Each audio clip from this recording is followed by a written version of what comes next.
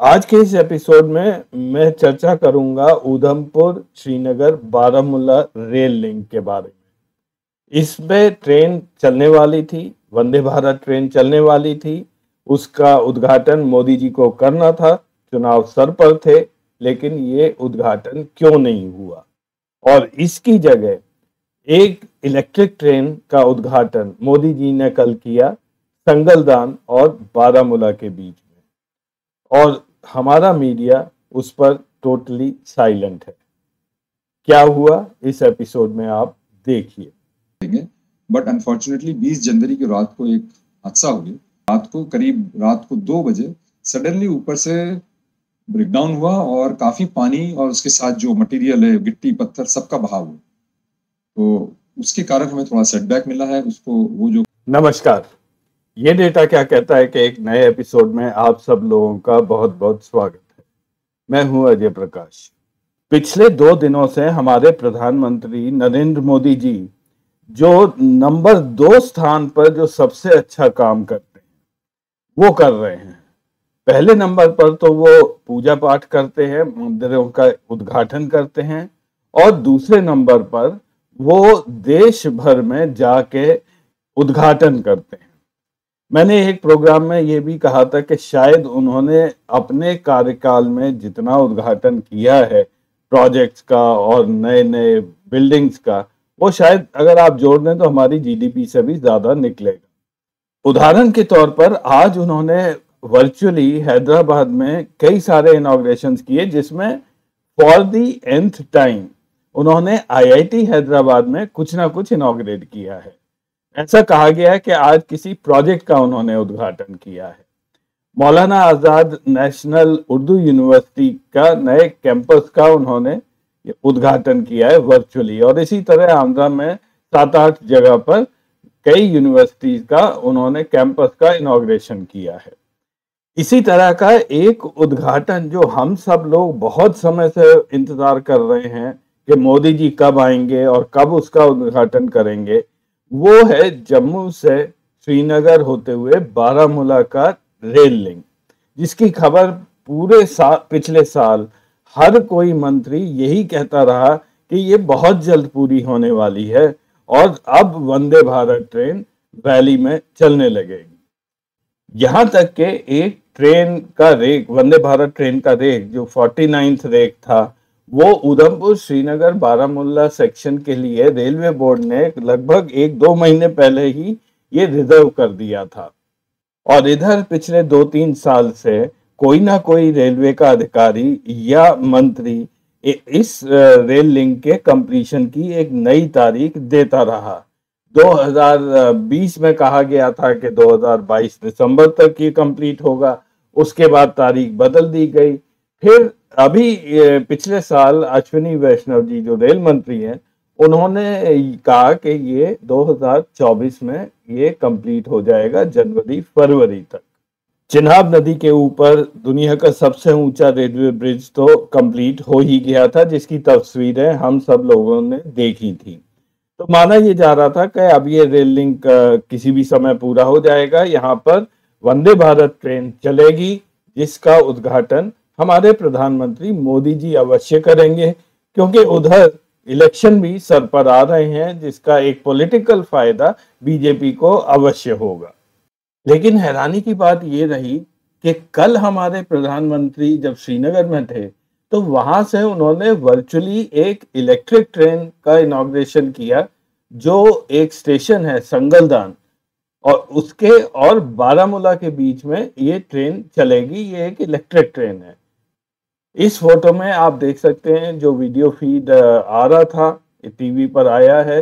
ये ANI की मैं ट्वीट यहाँ दिखा रहा हूँ। मोदी जी यहाँ हरी झंडी दिखा रहे हैं, लेकिन शक्लें पे किसी की भी यहाँ पर हंसी नहीं दिखाई दे रही है, कोई खुशी नहीं झलक रही है। दोनों जो प्रधानमंत्री हैं, उनके साथ जितेंद्र सिंह जी खड़े हुए हैं, मिनिस्टर ऑफ स्टेट PMO में, वो भी एक सीरियस फेस बनाए हुए हैं, और मनोज सिन्हा जी जो लेफ्टिनेंट गवर्नर है JNK के, वो भी सीरियस हैं। तो इतना सीरियस ये लोग क्यों होते हैं? इनॉग्रेशन कर रहे हैं, गाड़ी चल रही है, ये तो बहुत अच्छी बात है, थोड़ी तो खुशी होनी चाहिए। उधर उन लोगों को खुशी हुई हो या नहीं, एक शख्स कल ऐसे थे जिन्हें जरूर खुशी हुई है, और वो है नेशनल कॉन्फ्रेंस के प्रेसिडेंट फारूक अब्दुल्ला जी।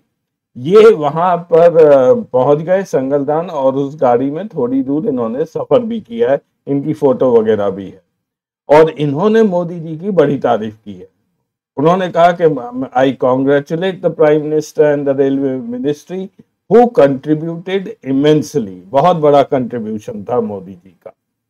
हालांकि जम्मू से श्रीनगर की रेल लाइन में कंट्रीब्यूशन बहुत सारी सरकारों का रहा है। 1983 में मैंने ये एक पूरा कार्यक्रम इस पर किया था, मैं उसका लिंक छोड़ दूंगा, लेकिन इसकी शुरुआत 1983 में हुई थी, जब फाउंडेशन जम्मू उधमपुर सेक्शन का इंदिरा गांधी ने रखा था।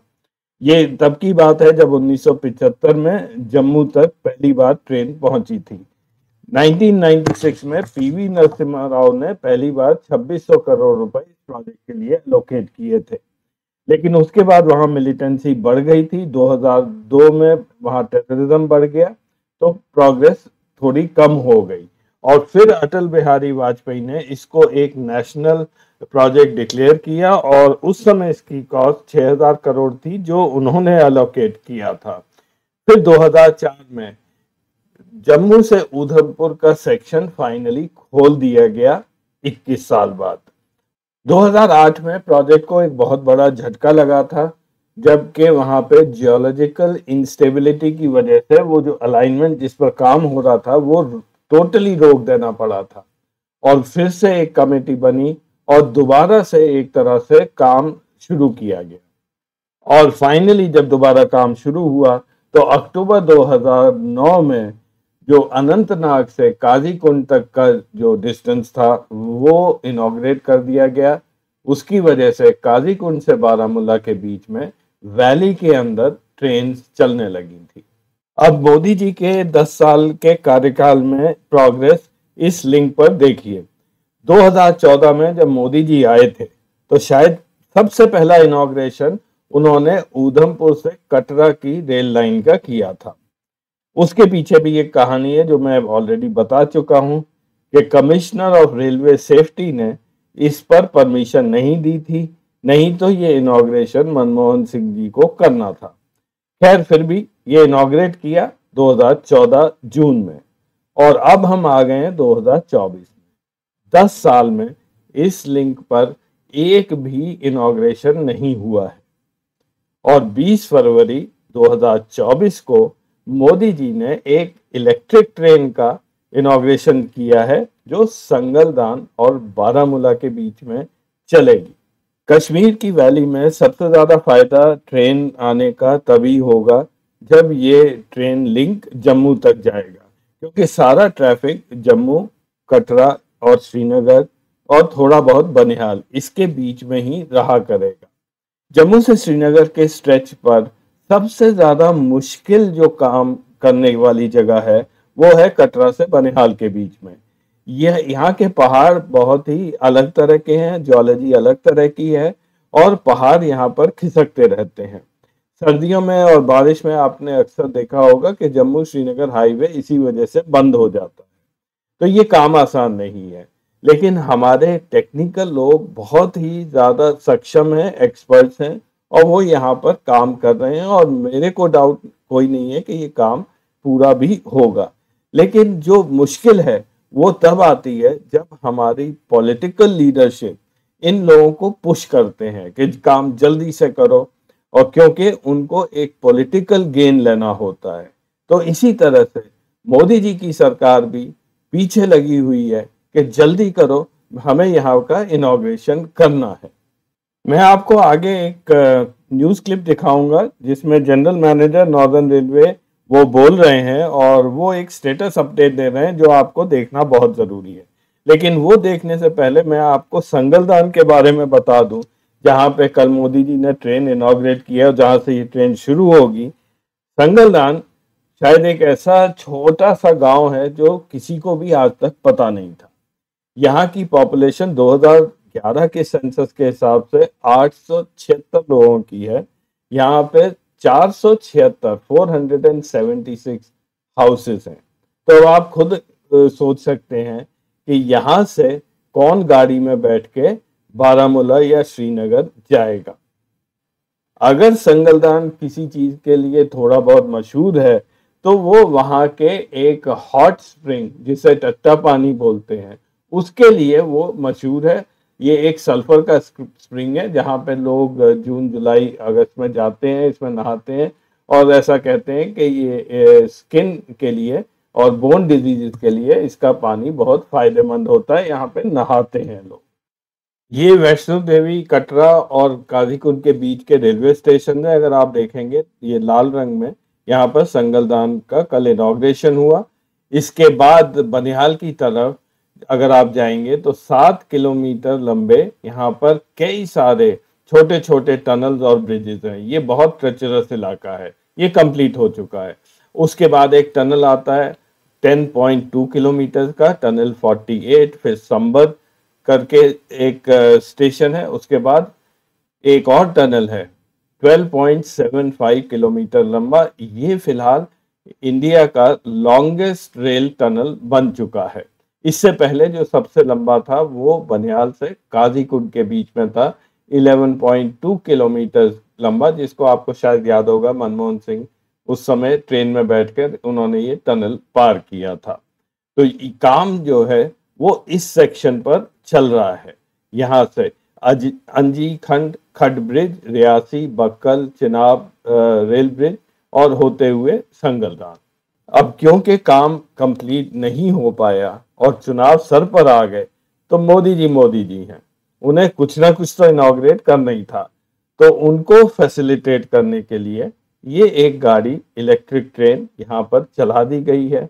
उसका कितना फायदा होगा वो आने वाला वक्त ही बताएगा, लेकिन जब तक वो जम्मू नहीं आएगी तब तक उसका कोई खास फायदा नहीं होने वाला है।